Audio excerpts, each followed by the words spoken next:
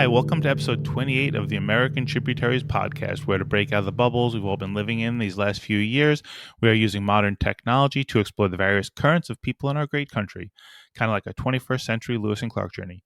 I'm your host, Michael Whidden, and thank you for joining me in this exploration of America. If you're watching on YouTube, please subscribe on the channel page and give us a thumbs up on this particular episode. If you're listening to us on a podcast platform, please give a follow. And of course, check us out on Instagram at American Tributaries Podcast. Before we start today's conversation, I'd like to proudly announce that episode 28 is sponsored by Duo Plus Cafe, a lovely place in my neighborhood of Cobble Hill, Brooklyn, owned by David Lee and his wife Fang, their chef. This dirty matcha latte that I'm enjoying today is one of their delicious drinks. So if you're visiting Brooklyn, please be sure to stop by Duo Plus Cafe, grab a great drink and some really good food, knowing that you are supporting some great local business and some great local people. They're located at 272 Court Street, just a few doors down from Union Market Cafe. Union Market. All right. Today, I'm so very delighted to be joined by Irakli Gabriel, who lives in Nashville, Tennessee. We were connected by John Dennis, who's actually episode 21 guest. So, John, thanks so much for bringing us together. And Irakli, thanks so much to you for coming on the show. How are you doing? And could you share a bit of your story? How you doing, Michael? Great to be here. Thanks for having me, man. It's just enjoying my morning here in Nashville with a cup of coffee. It's a beautiful day, perfect time of the year right now. Not too hot and a lot to do. But I'm glad Yeah. to be starting my day like this. How long have you lived in Nashville? Exactly 5 years, actually. I moved Oh, wow. here in September of 2017. Okay. And that's after many, many, many years. And you're in New York City, our beloved Ah, New York City. So it was quite a bit of change, but we really liked it from the get go, and we're just like fish in the water right now here. So it's beautiful. It's a good that's town. great. And so what were you doing in New York, like professionally? And when you moved down to Tennessee, are you doing what you thought you were going to be doing, or has it kind of changed as you've settled in there? Well, it's exactly what my wife and I planned on doing while moving here, and in that sense, it was a really good move, mostly because of profession, which is music, and which is video making, music video, and other some filmmaking, photography. And what happened by moving here, because it's such a vibrant musical and art community, is that we're able to do our work, art, and support ourselves. It's just more conducive, the flow of this town, than it was in New York for us specifically, because of New York distances, cost of living, all of that. I always found myself that I absolutely had to do some other job on the side. I still do sometimes here, but not like after. If you have long periods of time in New York where you end up getting a job, and you're doing something that you don't exactly feel like you should be doing, it becomes taxing. It becomes hard, on yourself, because I would find myself like waking up, being in good mood, have a song in my head or some idea, and you're on a subway going from Washington Heights to Times Square for a job, and it would be natural to get into the office and pick up a guitar and and Yeah. start playing, but Hmm. I had to do a lot of other paperwork, and 9 hours later I get out there, I'm brain dead, Yeah. Oh, so all you I can weren't do is doing do music. dinner and sorry. You weren't doing music during your day. So you had a day job that was totally different than music when you were living in It New York. wasn't totally different. I had pretty interesting jobs, but music was more afterwards, Hmm. in the evening or weekends and things like that. And it was sort of my two professions, or two gigs I had to constantly juggle. And I understand a lot of people do that. I mean, and for me, music and art is more than a hobby. I couldn't do it. Like, I tried, because I know how hard it is to make a living being an artist. It's really, really hard. It's crazy, So unless you're really, really absolutely honest with yourself and feel like you can't really do another job, and you have to be artist, or whether visual artist or musician or something, that I wouldn't recommend anybody trying to make a living as a musician. I mean, especially nowadays, it's pretty crazy. But I felt like I had to be honest with myself and do this, and Nashville allowed that. So what's the size? What's the population size of Nashville? And I've got a, I Oh guess, a no. question. Is it? I mean, it's much smaller than New York, right? I mean, Oh obviously. yeah, it's growing. I Uh, know a lot of people are moving here. Hey, mm, we were the ones, and the cost of living is going up, and of course, the old timers who are here are complaining about everything. They're constantly building something. It's very vibrant. It's new. I mean, the pandemic slowed it down a little bit, obviously, but every time I live sort of on the outskirts, kind of like in a country, a little bit of mm, in the countryside. I have a yard, little house. So I don't go often downtown, but when I go, it's really really different than it mm. was 5 years ago.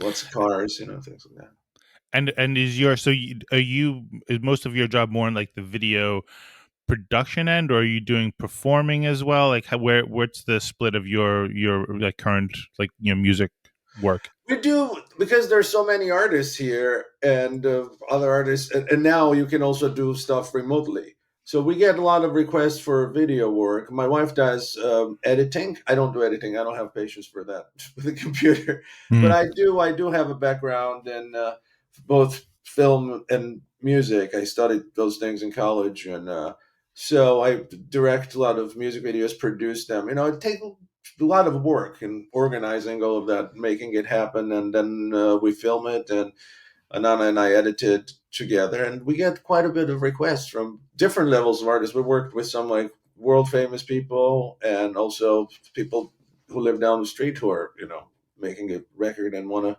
video for it. So it keeps us busy, and music is, of course, like whenever there's an opportunity to go on road, a lucrative opportunity, something that can pay us, we do it. We just had a great tour in May with one of my favorite bands, the Water Boys, which was fantastic. We did a few great shows in New York as well, oh wow. and also there's a lot of recording work. I mean, there's a lot of studios here, like, and everything's so close. So that's what I'm saying. Like in New York, it was always, there's so many distances. Like I have to. I was living Upper West Side or something, go to Brooklyn all the way, subway, blah blah blah, do a session or something, then come back home. Then like it's very tiring. Here, it's, oh, I have to jump in a car within 10 minutes. All the studios and venues are right here. Very easy. I There's less really like it. friction. Huh? Less friction. Less friction, I guess. Yeah. Yeah, but it's really, I really really enjoy that. I mean, it was, and that's another thing about New York. When you're young, when you're 20 something, it's a lot easier to carry amp and two guitars on your back, and um, pedal boards and all of those things in the subway. But then I was, after I turned 40, I was like, man, this is getting difficult. Like, what am I doing here? My back's hurting. Yeah. Like, I'm Yeah. carrying this huge amp and two guitars up the stairs, 5 flights to my apartment. Dude, I can't do this anymore. Yeah. I mean, Yeah. people still do it, but yeah. So it's I mean, Nashville also such a perfect location. It's kind of like in the middle of the country. It's a little bit more to the east, but it gave us opportunity to, because of gigs that come up in other parts of the country. It's very easy to jump in a car and Mm. like drive 6, 7, 8 hours. It's become very normal for us to do that. Before I wouldn't have, living in New York, wouldn't have, that was like such a huge deal. I mean, gotta get, but it's like, oh yeah, let's do a gig in Columbus, Ohio, or something, or Indianapolis, and just jump in a car, throw the dogs, get in the back seat, and just pack up the car, drive up, stay somewhere, drive back down, and you see a lot of country, a lot of different people. That's the beautiful thing. That was really eye opening thing for me, because I got to meet and interact with so many different people from different, Midwest or South.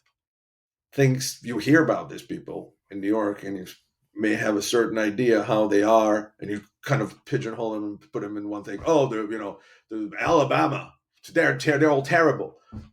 No, no, they're really not. It's very diverse. It's very interesting. Of course, there are some things that are bad, but why not focus on something positive? Yeah. Well, Yeah, I guess where you are, when I look at a map, I have not been to, I think, any state that, and this is I say this with a bit of shame and regret, but it is part of, I guess, what I'm trying to do now at the age of 51 is, like, I don't think I've been to any of the states that touch Tennessee. I guess to the to the east. I guess I've been, I've been to, like, North Carolina, but yeah, most other states I haven't been to, and it's a big black hole for me, and I don't know if that's necessarily I guess natural to, like, it being in New York, but one of the things that I think you touched upon, I think, is New York City really is, it is kind of its own little black hole, because it's got its own inertia, it's got its own gravity, and it's hard to get out of the city. So oftentimes it's just like, do I want to deal even as a New York City person, do I want to deal with the traffic to get out, or do I just want to fly someplace far away? So I don't know that's if that exactly actually. how I was. Yeah, Yeah. unless there was a tour. Yeah. I went a couple of times with my friends. I've been down here before, Atlanta and this area, on little tours. But unless there was a tour, I mean, why live in New York? There's so much to do, so much going on, and Yeah. that's a beautiful thing. There's people of all sorts. Yeah. One thing about New York that I kind of miss here, it's how international it is. Hmm. And for me, as somebody who has an international background, Yeah. Yeah. that was really cool. And but I was always fascinated by America.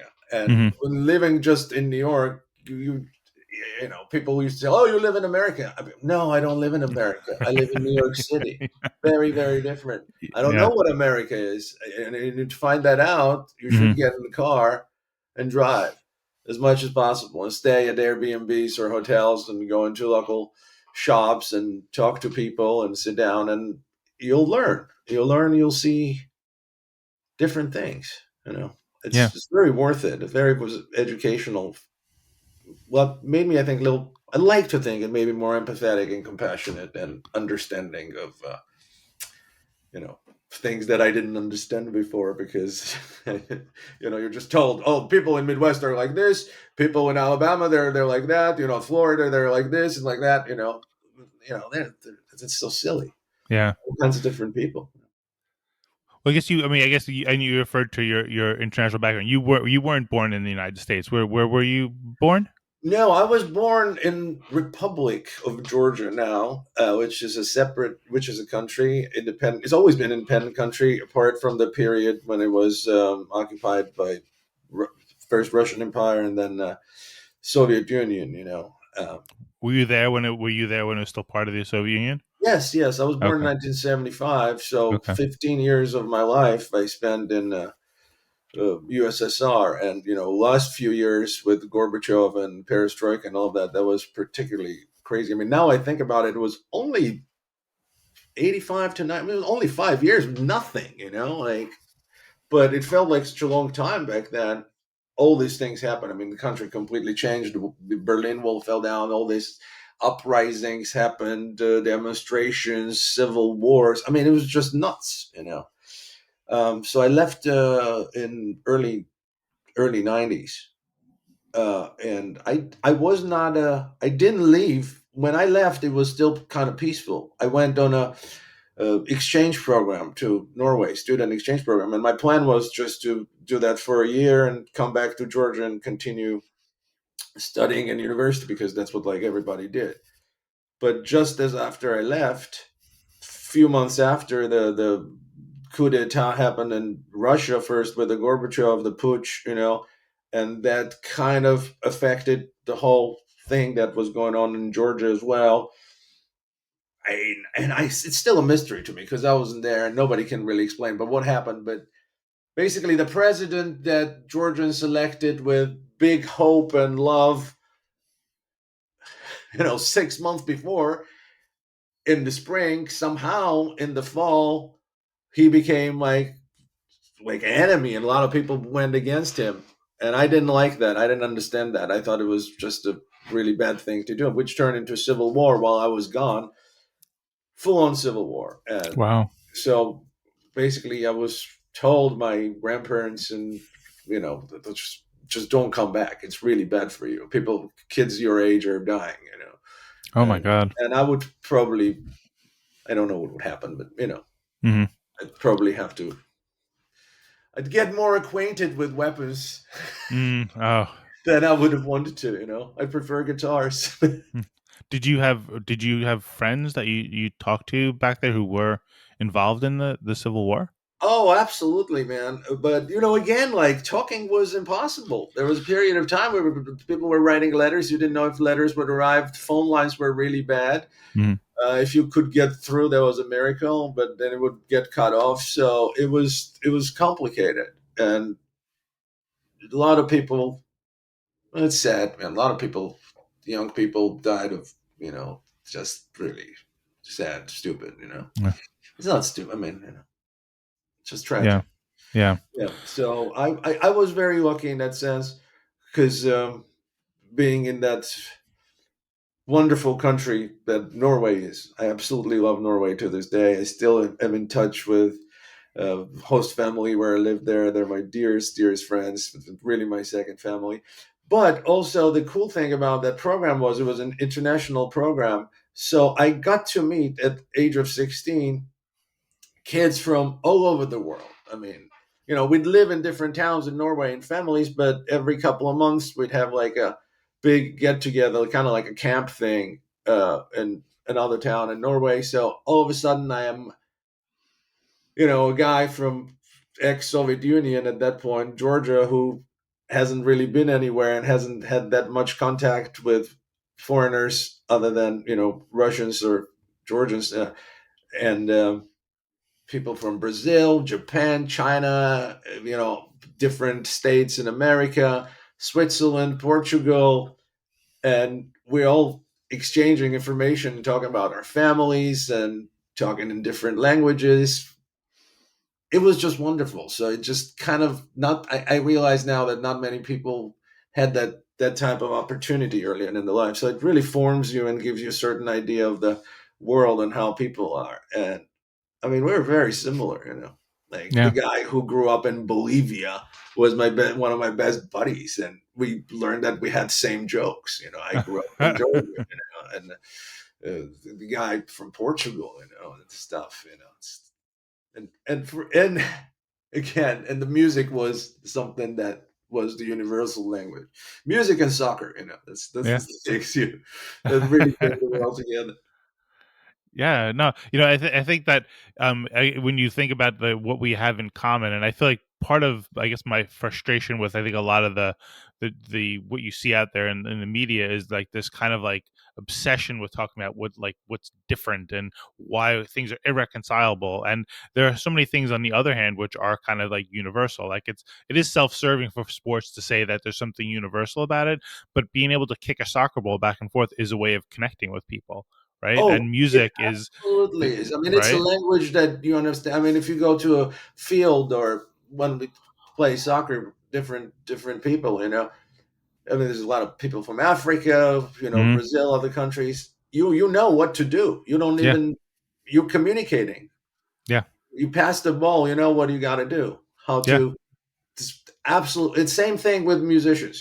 Yeah. Like any give me any musician from any country, any culture. Within Mm. 5 minutes, we'd know what to do. We'd pick up guitars or piano, and he or she would play something, and we'd find a language, Yeah.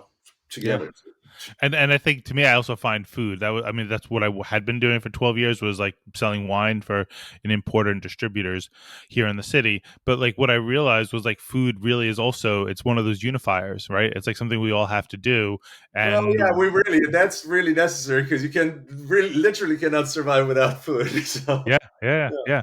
So it's a way. I mean, it's a way to save somebody if they actually don't have food, and it's a way to connect with people who are visiting. So, I think that, I don't know if to say there's hope, but there are those things that we all have in common. So so you're in that context and you got all these different like nationalities that are out there and you're kind of unmoored from your home country, which you knew your entire life. You could have gone to any country in the world, I think, given all the contacts that you had when you were in that exchange program. How and why did you end up in the United States in New York? Well, that's a really good question. Really good question. Because, you know, this was when 92. Now we're in 92. And my parents also, which I didn't mention earlier, they, because of their jobs, they were doing like short-term contracts work. They were both scientists. My dad in the medical field, and my mom was in biology, microbiology, physiology. And sometimes she was in Holland, in Switzerland, and in the UK a lot. And my dad was in Philadelphia, New Jersey area. And when it became painfully obvious that we couldn't go back to Georgia anytime soon, and at that point we really didn't want to either, then the question was like, what are you going to do, you know? And the United States was it was really easiest and most welcoming to immigration, the whole thing, because it really is the country of immigrants, right? And it's easier to assimilate and all of that, getting a green card, integrating into society, which much easier than, let's say Norway or Germany, especially at the time. I think now Europe is also much more diverse, but you know, you kind of do, you would stick out, you know, if you speak Norwegian with an accent or German with an accent back then, like you're a foreigner and that's it, you know. Well, whereas in the United States, I, apart from some teasing in high school, I never really felt like I was some, you know, foreigner, alien, you Right, know. right. So it really, in that sense, it was best choice, you know, and And so easiest. you were in high school when you moved here. Like, where were you? Where were you in the high school? Like sophomore, junior, I senior? landed. My parents were going back and forth between Philadelphia and Long Island, so I ended up in Long Island, Cold Spring Harbor. Beautiful, beautiful Uh-huh. little town, Right Huntington. next to a Smithtown. That's where I'm from. Right, yeah. So you know, Yeah. very, very completely different vibe from what I knew in Europe or Georgia. Very, very wealthy high school community there. You know, my mom was working in the labs. I mean, in Okay. Cold Spring Harbor, famous Cold Spring Yeah. Harbor labs. So we had housing that university, whatever the laboratories provided the housing. But around us, you know, this huge mansions, and everybody was, you know, they were just wealthy community. You know, it was a big shock because, you know, in Europe would drive. I mean, everybody would bike to school. You know, like we were on bikes. Here, all the kids drove cars, and really nice cars, and that was like a big shock to me because you know, we were flat broke, my family. I Hmm. was like, what am I doing here? But you know, nice kids. You know, I had a good time. and then from when did you pick up your love for music?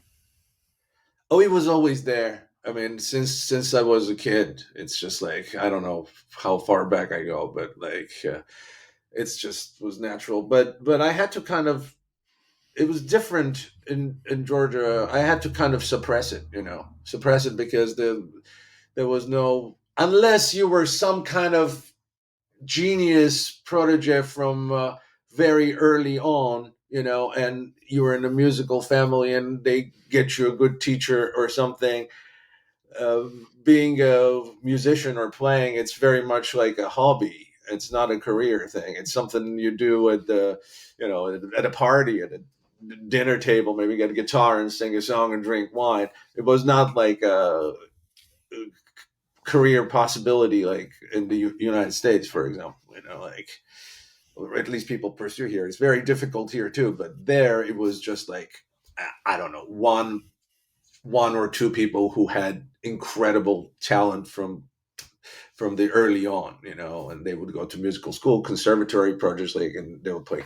mostly classical music or something. So, Hmm. but I wanted to do rock and roll. It took me a really long time to find my community until I moved to New York City. Uh, even in college where I went, I didn't have my crew.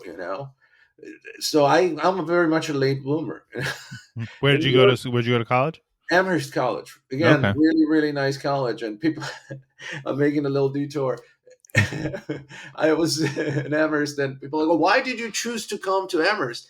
Like I didn't choose to come to Amherst. I had no idea where I was going. I didn't even visit it. I didn't even read anything about it. I knew that I had to get into a college to extend my visa, student visa. So my parents were like, "Do whatever you have to do." So first year in high school in Long Island, I did really well. I studied really hard. I got good grades. I got good. What was that standardized score? The SAT, Yes, the regions, yeah. and then I had to apply to every possible school in order to get a scholarship because we didn't have a green card. If you don't have a green card, it's very hard to get a loan. At least it was that time. So, or we would never been able to pay it back anyway. So I needed a full ride scholarship. Mm, And who gives full ride scholarships? The rich schools, right? yeah, So I ended up going to who gave me money yeah, to study, which was very weird. I really enjoyed it, but again, it was very elite place, and I'm not sure I really belong there, but I had a good time. yeah. So you've really straddled you've straddled a few different worlds. Growing up in Georgia, coming here, living in Norway for a bit, now going from New York to Tennessee. What's your perspective on like what Americans maybe lose sight of about themselves? Because we all get so caught up in our own little like worlds and your own little like traumas and problems that I think it's easy sometimes, and I see this even for myself, like in a microcosm, just in my own family. Like sometimes like you get so caught up in the little things that you never step back and be like, oh, like it's not so bad, right? So like because you've had that perspective that most people don't. Like what would you say to people who like are about I guess what's your observations, or what do you think people in America miss about America that they should appreciate more? Well, I'm a big believer in balance and moderation at this age, at Yeah. this point in my life. So on one hand, you can't make anything if you don't put down your roots, it's very hard to make something grow. Hmm. So it's nice to be and sort of settle down in a certain place and do your work, whatever it may be. So you need some kind of stability. You can't be constantly on a move, as exciting as it may be. But at the same time, I really do think that it's absolutely, absolutely important to be curious about the world and other places, and like when I say to travel and to, it doesn't mean like being a tourist. I mean, people like traveling. It's like, oh yeah, I checked into some resort or hotel, and yes, I've been to Mexico. I don't think you've been to Mexico. You've been to a resort with fellow tourists, and you got suntan or sunburn. Like that's not. So even when I go to places like because of my experience, because I lived in a family in Norway. I learned Norwegian. I went to high school with Norwegians. You really learn the culture and how different people are. Since then, whenever I travel, I always would go off the beaten path anywhere, within reason. So, uh, and talk to really locals, and you really learn a lot that way. And same thing after moving to Nashville, because now when we go on tours, it's very easy here to travel to. You get in a car and you drive 4, 5, 6, 7, 8 hours, different places that I didn't know existed. I would never end up there. But they have a bar there or a house concert venue, and they book acts, and we go there and play. And after the show, you talk to all kinds of people who've come to see your gig, and they could be from very different backgrounds, political things, different occupations. But you talk to them, and you just realize that there really is a lot of common ground here, man, for people to communicate and respect each other. And I've, knock on wood, we've never had a problem. We've never had a, negative experience with Yeah. that. So I would very much encourage anybody who, especially in America, nowadays it was really, really sad to see such divide, almost hatred on social media. The news just completely polarized society. I'm like, what are you guys doing? Do you understand what you're doing to your country? I mean, please wake up, man. Like, this is bad, not good. Talk to each other. You can't buy into this thing that divides you, this media and politicians or whoever they are, because their job is to divide, because that's how they divide and conquer. They just run the thing. But then it turned into people hating each other and not wanting to talk. I'm not talking, defriending, unfriending, like, Yeah. I mean, of course, there are situations where people just really cross every line, but in most cases, I really think there's plenty of common ground to find and to talk to people. I Yeah, mean, I mean, yeah. Instead of like finding that infertile ground where there is going to be difference, we should really more celebrate the fertile ground where there's the commonality and kind of like grow and nurture that. yeah. I mean, for me, it was bothersome. I think I was talking to a friend about it, and it is still that, like, it's just left and right and blah blah blah. And if you're on the left here, you're given a like long list of things that you must support and you sign under. And if you're on the right, you're this, you're this, you're this, and that. And then if you go down to the list, and you're like, wait, hold on a second. Like, this number 7 on the list, I'm not sure about that. I don't think I agree. They're like, what? Like, how? And you say, kind of out of context, well, actually, I believe in God or something, like, or a different thing. Like, what? You crazy? You're then means you're against this and you're against that. You're like, hang on, I'm not. I'm just saying that on, from 1 to 6, I agree with you, but from 7 to 8, I happen to agree to others. And please don't label me as something, and don't hang me. Yeah. No, it's true, and I think like what I've found in like the conversations that I've been trying to have is that you can't pigeonhole people. Like almost everybody is so much more complicated than you think, and I think Yeah, this idea of trying to like I don't know like conform it. There's just like this pressure of like you have to kind of agree, like you're saying, with every point and with the same vehemence and with the same intensity, and you have to have the same rebuttal to the same arguments. And I mean that's not how we live. I mean, and to me, when I think about like people who can't not get along, but just like the difference between people is like I look at like me and my wife. Like my wife and I have lots of things that we disagree on, like that, absolutely. and this is and we chose each other to spend the rest of our lives together. So how can you like think that take that idea of like conformity and then apply it to your town or your state or your country and expect that 30 more than half the people are going to think like you when your spouse or your good friends don't even think like you. So I don't know why this happens, but I think just alluding to what you're saying, I think that you just have politicians who are using these systems like fundraising and technology, and they're just trying to get you on their team, and they're doing maybe what they're wired to do, but it's not healthy for us. And that's why, like, for me, I'm not going to buy it anymore. I Whenever I get the fundraising emails or text messages where like they're dropping whatever trigger words they can to get you to buy, to give money, they'll mention Roe v. Wade, or they'll mention gun control, or they'll mention whatever. I asked them to please stop. Like, I don't need these triggering issues in your messages. I mean, I think there are problems and there are things that I definitely support and have an opinion on, but I just think most of the issues are more complicated than they need to be. And for complicated problems, we need to have more nuanced, more thoughtful discussion, and not just these unilateral, inflexible shouting matches that seems to bring up in almost every single topic that springs up in the media. Not on my podcast, Yeah. like Oh, the thing, and thank you. I That's why think I'm here. Yeah, thank you. and not on most like like I think on the individual level, I don't think they happen that way. But for some reason, once it becomes important and it's on CNN or Fox, we're supposed to only think one way or the other, and I'm Well, not buying into it anymore. I mean, it's their.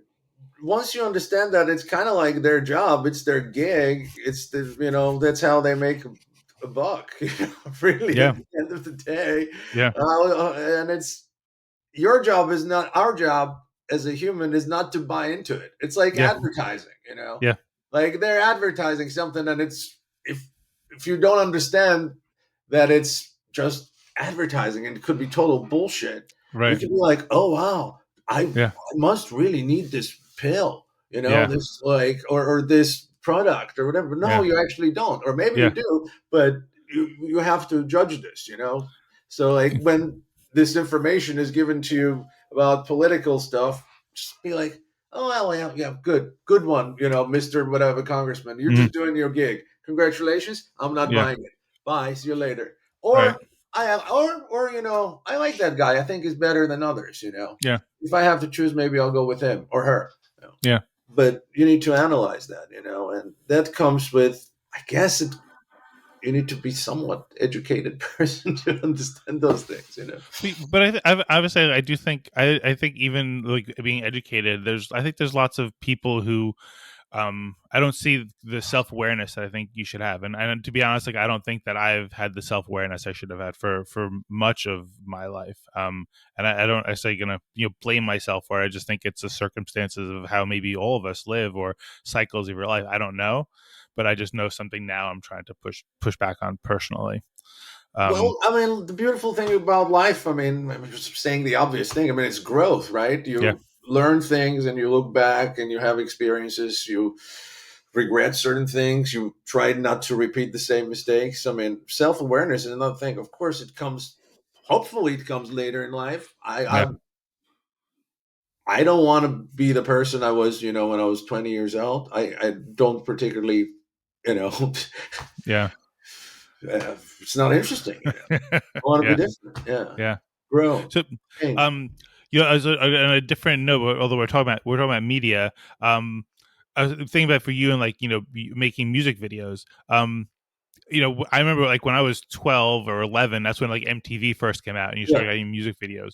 Um, do you just from like stepping back? Do you think music videos were a good thing for music? And like, what do you think? How do you think they kind of changed the music scene and affected even now? Again, like the thing that we're trying to do with my wife, because we're, you know, film people, we're music people and we're film people. That's my Mm, background, stuff I studied, stuff I've been obsessed with since I was a kid. Music video as a content, as a tool to sell a song, obviously it worked, but I don't like it. But if you treat music video visual part itself as art, then it's interesting. Then mhm, it's cool. You know.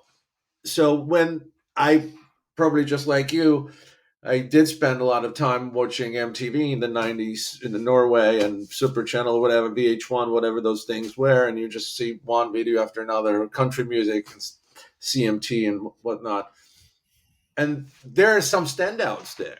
Like for example, Ben Queen or David Bowie, people like that. From what I remember, just they did really cool videos. I mean, you look at it, they stand up now as on their own. So that's interesting to me. Like treat the visuals also as art. So when we do the music video for an artist, we really try to care about that, not just like, oh, this is like a content, here's a picture, stand here and then sell you a song. mhm. So Um, it's cool. It's try to make a little mini film, like taking a photo. You want to make a good photo. You don't want to mm, just take any photo. mhm. So how does that work when somebody contracts you to make a music video, or even like for yourself? Do you have some kind of preconceived notion or ideas in your head that you try to apply to the song, or do you just listen to the song, hear their story? Like, what's the creative process like? Well, for us, for me and Anana, and we're partners in life and partners in work, and it's not for the faint-hearted. I was gonna ask how is that going? Yeah, so like we always joke that our arguments are only we only argue about music and video work, and that's why we don't produce as much as I would like to, or as she would like to, because whatever we put out, whether it's a record or video, it's something that we finally, after we agreed on, we like it. Because most of the time we're like, no, I want to do this. No, I don't see that at all. What are you, crazy? Why would you not do that? No, I don't see. This is bad. What do you mean it's bad? Like that's Right. that's how we are. But for me, a song gives me a certain feeling, and I rarely, very rarely, we had to work on stuff that we weren't moved by. Sometimes you just have to. It's a job, but 99% of time, I think we're lucky that we work with artists or with our stuff that we genuinely like the song and the music, and it gives you certain feeling. And you close your eyes or you go on a drive, and ideas pop in your head, and then you try to bring them to life somehow. And I mean, we don't have unlimited budgets, obviously, and people's imaginations are much wider than people's wallets. Yeah. So that's the challenge. Like, people watch, these big Hollywood productions or videos that are, cost millions and millions of dollars to make, and they're like, "Well, I want to do something like that." I'm like, "Well, what's your budget? Oh, $1,500. Okay, well, Yeah. let's see what we can do." Yeah. Although I think a budget can also force its own kind of creativity, right? Absolutely. But that's what I'm saying. Yeah. So uh,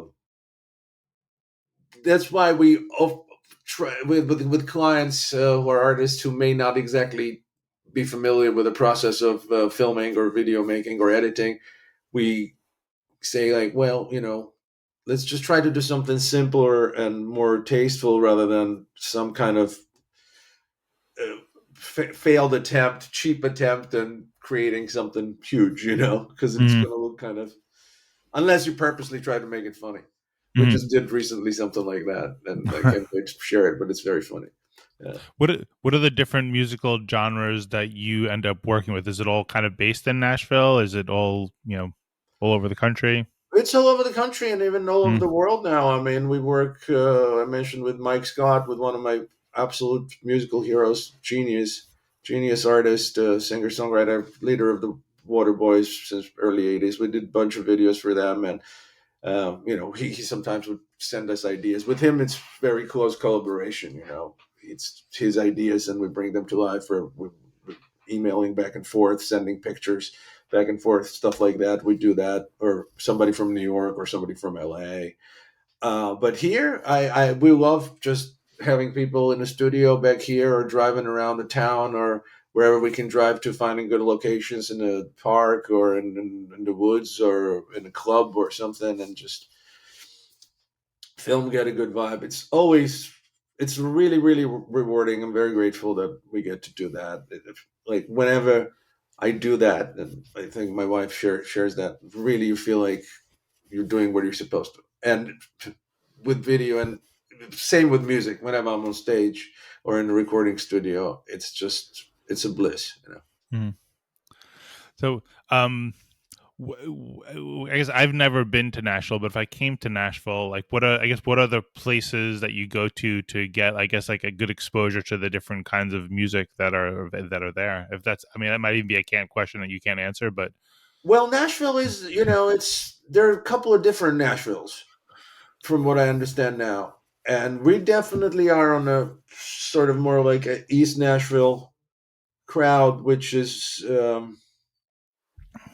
more, I guess, alternative, independent, for lack of a better word. It's more diverse. And there is also other parts of Nashville that are kind of like old school, little more traditional, I suppose.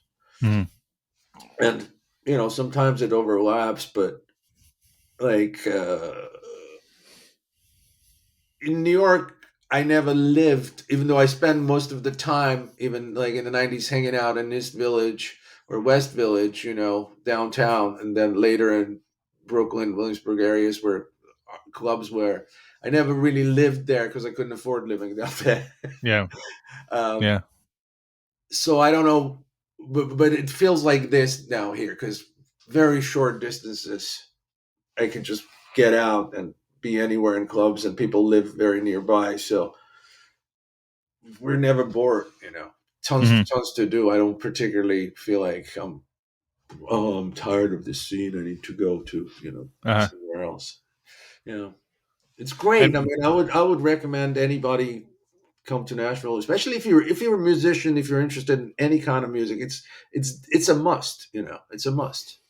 Yeah. um, have you seen, has the music scene changed? I mean, has it been affected by the politics of the country, like one way or the other, as far as like either people, I don't know, talking about like, I don't know, either countering the polarization that's out there by talking about unity, or the other way, kind of splintering? Like, has there been any impact? I suppose, yeah. I never really like the overtly direct political songs or Hmm. statements in art. I mean, I think it cheapens it. It's never very good art. I, I'm hard pressed to think of examples. Like even, someone who I admire greatly, like John Lennon, when he went into politics. Even though I support most causes, like the very overtly political songs, who remembers them? I don't know. Like. Hmm. But if you're talking about unity, peace, love, all the cliches. Like, what's so funny about peace and love and understanding? Like that song, make Hmm. love. That's what I care about, Hmm. And with songs and music, you can bring people together, or you can expose uh, certain aspects of human experience, whether it's a sorrow or joy, and you relate to people, you really connect to them and make Yeah. somebody feel like they're not alone, or I've had the same experience as you did. Hmm. That's the joy, that's the responsibility of being an artist to me, like, a big part of it at least. So Yeah. I Well, I guess don't. one of the things I learned, like in sales, was like sometimes, like if the end product that you want sometimes is not something you even bring up. In other words, like you have to be more subtle, right? Like if you want somebody to kind of buy wine from you, a lot of times the issue isn't whether or not you have good wine; it's whether there are other things that are unspoken. Do they trust you? Do they know you? Like, is this the right time?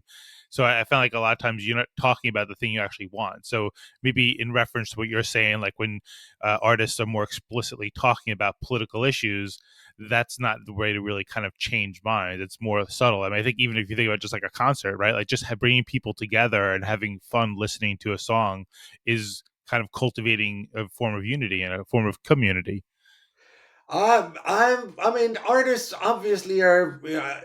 They're human beings, We're Yeah. human beings, so everybody has their opinion, and that's a wonderful thing still about this country, or the Western society, that you can go out and say whatever you want to do, shout, Yeah. express your opinion. Sure, if you feel like Yeah. it, doing that, but of course, be ready then. Somebody may, the more radical or more explicit your opinion is, the more you're going to get the reaction, Yeah. Yeah. so be ready for that. Yeah. Yeah. So So, I don't, I just don't think, I think art kind of suffers most of the time because of mhm, that. But as citizens, of course, people should go out and work if they want to. right. I mean, as much as I love Pink Floyd's music and agree on some things with Roger Waters, like for example, what he's doing now, I don't know. I think it's a bit tasteless. Hmm. It's not my cup of tea. Somebody Yeah. likes it, great, but it just creates just such, just it's really hatred. Different forms of it. I don't like Yeah. it. Yeah. Yeah. So, are there any parts of, I guess, in your touring? Is it mostly local, or have you been to like have you been all over the country, You've been all over the world or all over the country? or Yeah. both? I guess both. Well, I've been places, but Hmm. again, it's we just kind of got going really with projects with my wife, with Anana Kaye. If anybody's listening, Anana Kaye, check it out. Um, and this pandemic thing kind of really, really screwed us up Yeah. because we made a really great record called Whispers and Sighs with a great American songwriting legend in some circles, but just brilliant writer named David Olney, who sadly passed away Oh, in so sorry. 2020 early. Yeah, beautiful man, Hmm. great, great artist. great Mm-hmm. friend. And that record we were very proud of, and the plan was, of course, to tour, and we were going to go to Holland and Italy and things like that. But David passed away, and then pandemic hit, and for 2 years nothing kind of happened. Mm-hmm. So now we're just trying to dig ourselves out Yeah. of the hole and just work and try to enjoy as much as we can and endure when we must. Mm-hmm. So no big plans, but if anybody's having us, it's a very costly thing to go to play music. Mm-hmm. Right? You need to have the return. It needs to work economically. I'm not into idea of spending money to play music. Mm-hmm. Sometimes you have to a little bit in initial, but not at this point. I think if there's an opportunity, we'll go do it. So around here, it's easier. Obviously, as I said, we go in the car, and people have still house concert series or their venues in states like Ohio, for example. Great bunch of good, cool venues. So I like Ohio. That to me Mm-hmm. that's an exotic place. Uh-huh. Oh wow. Everyone's like, I've never been to Ohio. I'm like, I don't know. The skies and clouds are beautiful. It's just Yeah. wide open, and I'm driving and I'm listening to great music. Uh-huh. We end up in some small town, and all of a sudden there's a venue and there's a cool little bar, and you're playing. People show up, and they're really, really nice, and Uh-huh. they pay you for doing that, and you're like, what kind of dream am I living in? Uh-huh. This is great.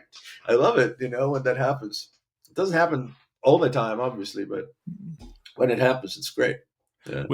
Is it worthwhile to hit the road just for a show, or do you usually need to have a bunch of shows strung together to justify Usually getting out? strung together, but it's again like if somebody in Indianapolis gives us a gig that pays well and it's just a 4 hour drive, what's the Mm-hmm. big deal? Just Yeah. go out and make some money in one day and come back. Yeah. And what kind of Have fun in music? it. What, what kind of music do you and Anana make together? I Or guess like? for the lack of better word, it's a singer songwriter thing. Mm-hmm. And here I'm going to say something. Singer songwriter has become like almost like a genre, right? It doesn't Mm-hmm. actually like mean a person who sings the songs, but when I'm saying it, it is a person who Mm-hmm. Uh, uh, we write our songs and we perform them, we sing them. Usually two of us because of the economics. When we play in mm-hmm. town, we'd love to have a band. We have great band, incredible Mm-hmm. musicians, some of the Nashville's best, and that means some of the world's best. And we get together and we play at the venues, but you can't really take them on the road because that's just a very costly thing. Mm-hmm. Transportations, hotel. It's so when we do gigs, and most people do, like people further ahead in their careers than us, much more further, they also do the same thing. When they do gigs, unfortunately, they have to, do a sort of stripped down version of their band, and Mm-hmm. it's the And songs that we write, and sometimes we throw in songs that we love that other people mm-hmm. wrote. So Do you guys do the songwriting together, like alongside each other? Does one person kind of take the lead and kind of get feedback from the other? What's the creative process for you it two? depends. If you can reveal that. Again, I'm happy to reveal again. Like I'll say something funny maybe because if you look at our songs credits, it's often three people or even four people because I'm like because it's my wife. We're great friends. We work together, but our marriage is very important, and I don't want to have that much right. So sometimes having the third person is it they're like a ref, Mhm. like in production when I'm writing, and it helps, but also because there's so many great lyricists who are scholars of English language for whom English language is their number one language. With lyrics, we love working with somebody like that, Mhm. who, if we have an idea, we're like, does this sound good? Is this a good phrase? And because sometimes I may think that something is a good phrase, but they're like, yeah, we want to change that, or the other way around. They're like, Mhm. what did you just say? Like that's brilliant. I'm like, really? I thought that was no. That's a really good phrase. So okay, well, great. I'm so glad you're here. Right? Mhm. Let's write this down. And in Nashville, it's natural. It happens. You Mhm. don't have to seek it out. Like yesterday, a couple of people came over and we just had some beers. Lit a fire. You automatically start talking about songs and guitar comes out or something, and somebody starts playing, and three people, and you just, oh well, what's a great chord? That's a great chord. Well, do that again. Do that again. Hmm. Okay, that sounds good. Oh wow, you just gave me an idea. All right, hang on, give me a piece of paper and blah blah blah. And that's how the songs are often born here. It's really a Hmm. lot of fun. I really enjoy it. Yeah.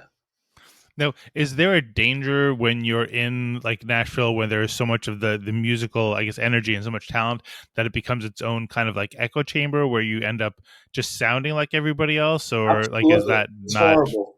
Uh, Absolutely. Yeah. Yeah. Yeah. It really is.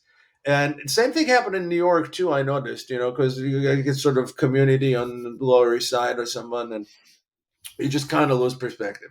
And here at mm, the same time, man, I always try to tell. I mean, this is going to sound kind of conceited for me, but I don't mean to. I'm not talking about necessarily myself, but at yeah. least be conscious of it. We talk about it like, you know, Miles Davis and Miles Davis's and the Beatles music is still out there. Mozart's music is still out there, and Bach is still out there, and Oscar Peterson and Louis Armstrong. This music is still out there. Like that is the greatest music. Hmm. Hmm. Try to like look up to those literally stars. Try to do something different. How they did it.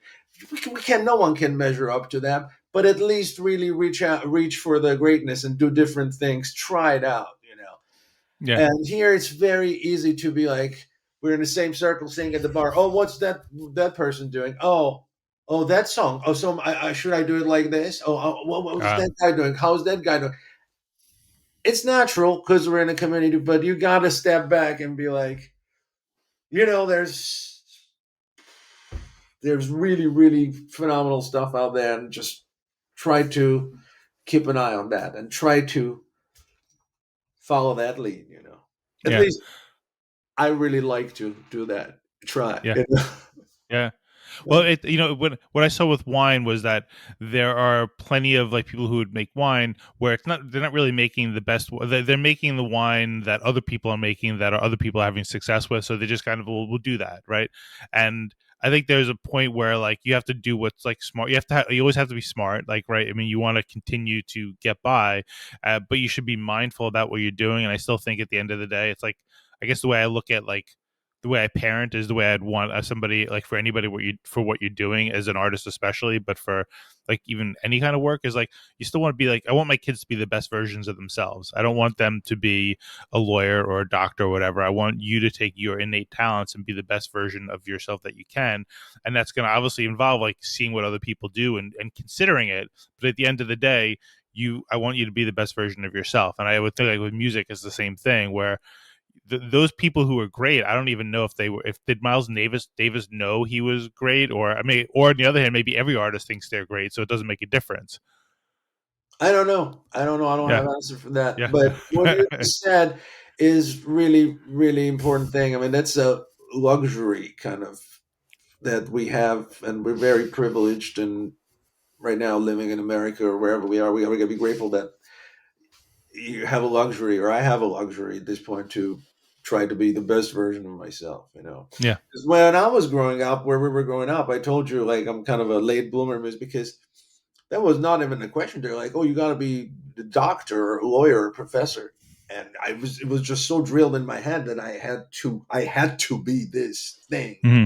because how the society worked there, how it This is was. in Georgia, not on Long Island, or even No, on Long no, no. Island. I'm talking about, but my parents, my it came from my grandparents to my parents, and from my parents to me, and it took a long time to get used to this sort of freedom that exists in America, for which I'm so grateful, and everybody here should be grateful that it still exists, and it's a beautiful thing.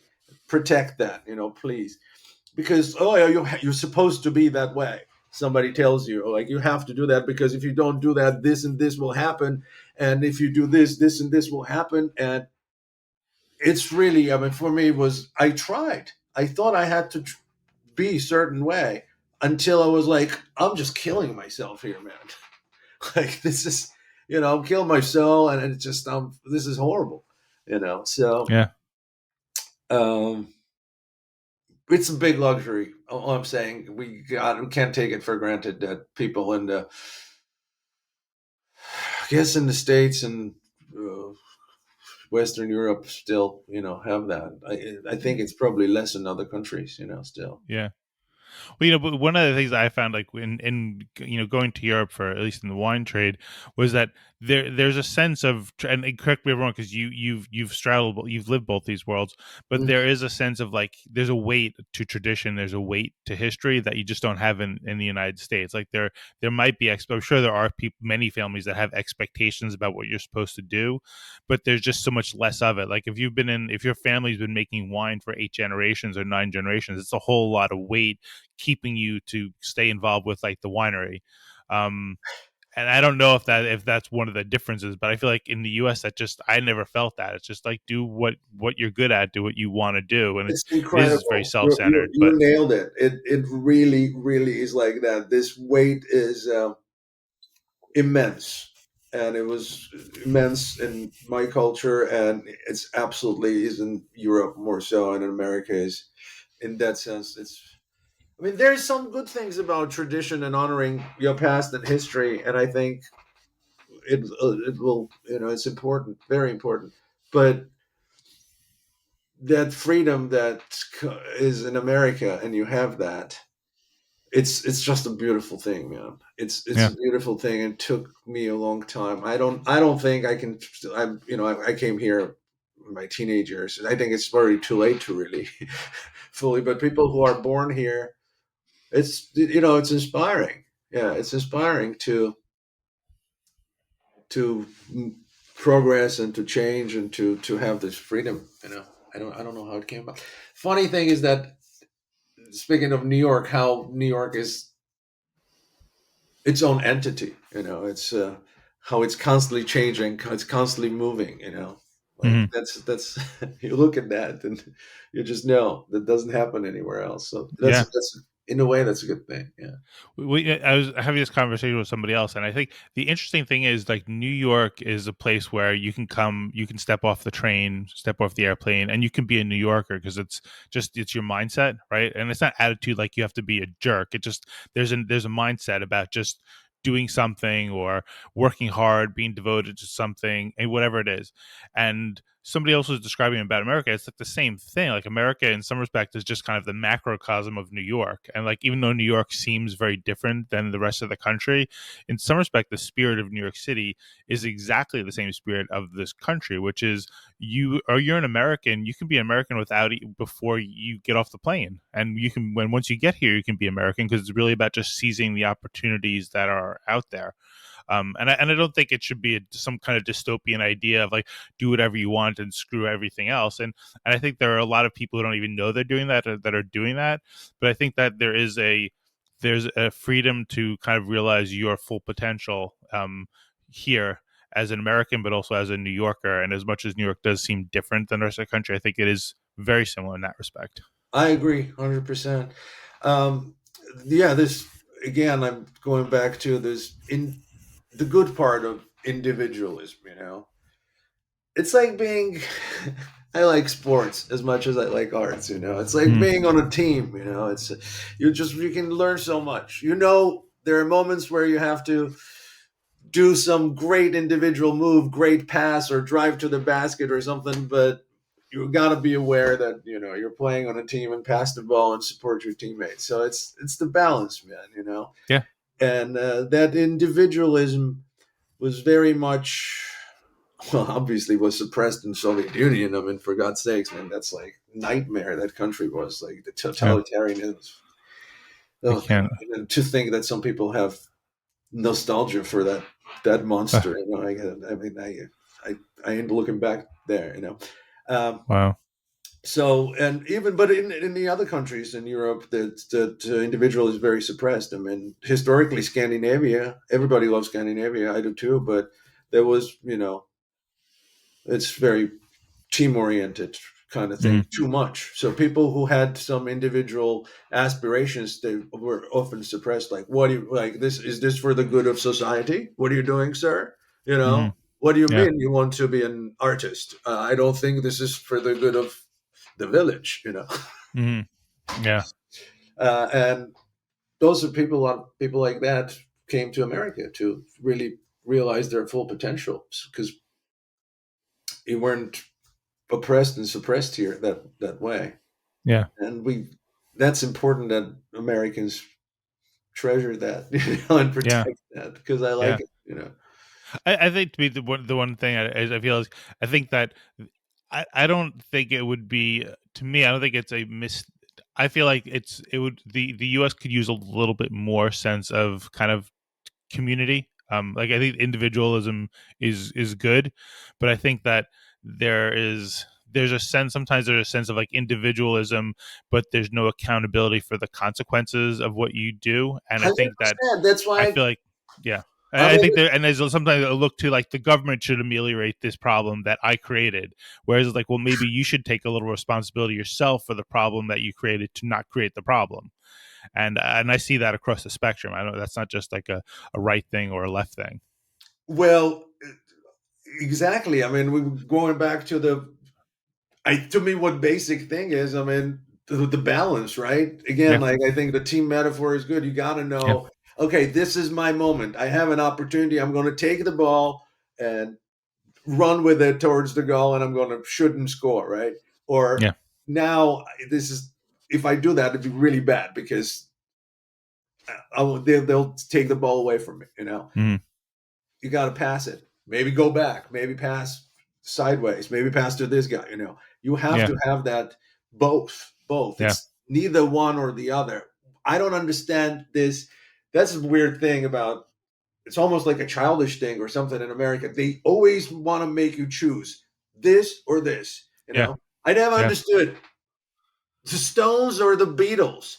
right, Why is it the Stones or the Beatles? They're two beautiful, different bands. I love both of yeah, them yeah, very, very yeah, much. You yeah, know, yeah, and here's also like, you left or right, you do this. I'm an individualist, so I must be this. Like, to hell with everybody else. Or the yeah, other one's like, oh, what do you mean? Like, you don't care about us. We have to be all together, and we. Now people start talking about we the people. I'm like, what? And sometimes I'm like, what we? I mean, like, the yeah. only we I know is me and my wife, and that's hard enough. Like, don't make me think and do things as we all the time. Yeah, yeah. Well, I'll close when you talk about like the needing to take sides. Like one of the questions we'll get from our kids is like, "Which one of us is your favorite?" Or somebody else, and I was like, "There's no favorite. You guys all are like wonderful in your own little way." Like this idea of like kind of reductive thinking. It's very like it's child. I mean, childish. Like, because that's the question that comes from the kids, Right. and I really do mean it. It's just like you guys are all you have wonderful attributes about you, and you have very frustrating attributes, and neither one of you is better than the other. It really is like you all wonderful in your own way. Yeah, and I mean, like, we're saying these things, and they're almost so obvious to me Yeah, that I'm like, can't we? Like, is this even interesting? Because it's yeah, so obvious. But yeah. I think people forget that. Another thing that just occurred to me, like, it's kind of similar to what we're saying, like both things and keeping balance is. In the nature, and one thing I remember the science club, the water and the science experiment, the water equilibrium. Mm-hmm. In economics, you have the concept of equilibrium. Little I Mm-hmm. remember from micro and macroeconomics, Very it always is up. impressive. Yeah, and in yoga, you have being centered and centered. They literally say you got to center yourself, right? Yeah, Of yeah, meditation. And in music, you want to find harmony. Sometimes you create dissonance on purpose, but just to resolve it. And when these three notes, perfect C, E, and G played together, like, ooh, it sounds so beautiful, like harmony. mm-hmm. But the politician's always trying to drag you left or right. I mean, Right, it's the right, same, right? You yeah, don't drive the road. You don't drive like this. You're trying right, to. So it's people being manipulated in this direction. So like you have to be this or that, and like all the way. No, yeah, it's time to do this, and then you're gonna move here a little bit, and then move here, and just kind of take it easy. yeah. Uh, Well, is it screw nonsense the or I politicians. think it makes sense, right? We're going to create our own harmony right here. We're Yeah, talking, we're having beautiful. complicated discussion. Yeah. so, um, so we should probably wrap up because we're well into the second hour, or at least. Oh, we are. So, Time yeah, flies. but it's been a lot of fun. But before we wrap up, can I ask, like, what gives you hope at the end of the day? I I think hope is a natural thing. It's like really human. It's just very natural. Even like when everything's depressive, like there is that moment. I don't know what it is. I think it's some divine thing. You know, I can't pinpoint exactly, but I think it's humans have that to begin with. It's like a natural thing. I don't know if it's anything specific, you know, Yeah, but it's like a divine, for lack of a better word, some metaphysical thing that just even in the darkest hour, there's a you know there is a crack in everything. That's how the light gets in. yeah. No, that I guess it's almost like there's the drive to improve, and I think that there's the analogy of like the road to progress isn't just like a straight line. It's messy, and I think that as humans we also get caught up in the moment and think when things are going bad that they are forever going bad, but there's always that person who's got that inkling of like hope and belief and advancement. And I think there are definitely problems, but I don't know that anybody would want to go back to the 1900s or the 1800s or the thousands. So maybe that the course of history would suggest that you're right. There's something innate or divine that kind of draws us forward. Yeah, I mean, I think we'll just wrap it up. But there's too much pressure. There's uniquely American strange thing. There's too much pressure from everywhere to be happy. I don't even know what that means. You know, like for me, that's weird. Like Mhm. I think happiness comes and goes as a result of actions, your actions, and of things that are beyond your control. I mean, how could you like? How could you? I don't get it. You know, it's the process that matters. You know, and you go up and down, and Yeah, sometimes things are great, sometimes not so much. But enjoy it when you can, endure it when you must. I mean, I don't know. yeah, no, Yeah. that's perfect. Yeah. All right. Well, Irakli, thank you so much for getting together, getting to know each other a bit, and sharing this time together. I really appreciate it. It's been a lot of fun, really interesting. Anytime. Thanks. Thank you. Well, all right. Thank Bye, you. And everybody. thank you to all of our listeners. And may you go out and enjoy exploring our country with curiosity, respect, compassion, and humility.